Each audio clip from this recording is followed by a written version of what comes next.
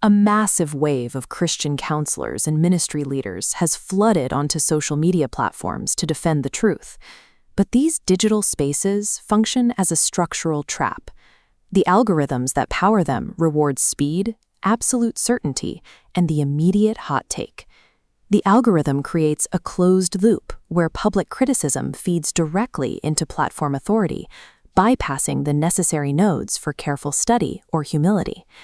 This cycle tricks well-meaning leaders into mistaking rapid-fire critique for actual spiritual discernment. Consequently, the tone of online Christian speech is deteriorating.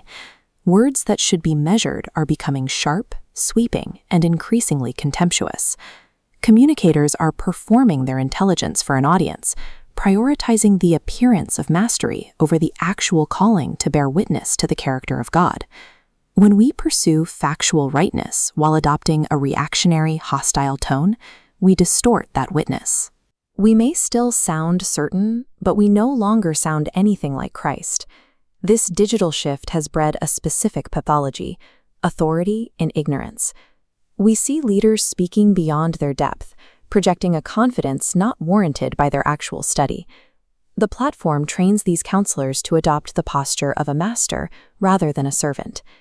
They find themselves publicly denouncing complex concepts they have not taken the time to thoroughly read or understand. Deeply complex human realities, specifically the fields of trauma, the nuances of neuroscience, and the depths of memory, are painted with a broad brush.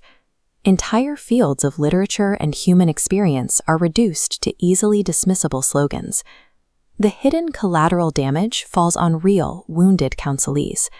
Instead of the careful listening they desperately need, they receive a stylized dismissal. Using human suffering as a rhetorical battleground to win a digital argument destroys the core mission of pastoral care. The internet operates on the assumption that truth is simply the factually correct arrangement of statements. In ancient Hebrew, the concept of truth is emet, firmness, reliability, and covenantal steadiness before God. It seamlessly weaves with hesed, covenant love and loyal mercy. Emet is bound to hesed. One is never exercised to violate the other. Attempting to speak God's truth in a way that violates His mercy is a theological impossibility. For biblical counselors, absolute clarity is required, but it must be a cruciform, patient clarity, tethered to the love of God, rather than just factual precision. The ultimate historical corrective to digital harshness is the physical embodiment of Jesus Christ. Standing at the tomb of Lazarus, holding absolute truth and power over death, Jesus still chose to weep. Those tears were not a compromise of His divine truth. They were truth perfectly embodied in love.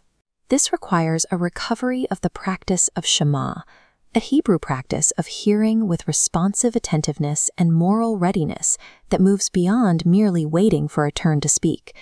Compassion does not dilute orthodoxy. For the Christian counselor, reverence before mystery is not the same thing as doctrinal drift.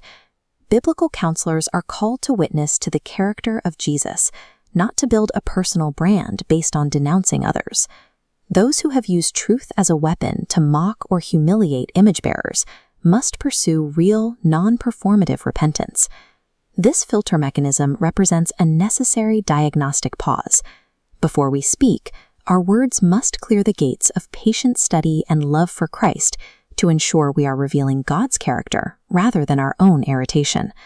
The church needs shepherds who are deeply grounded in the truth, yet secure enough in God to remain curious and teachable. We must stop confusing bluntness with courage and public severity with holiness. We must be a Christian in the room before acting as an expert on the room. Our public witness should display the holy beauty of God, rather than the vanity of our own certainty.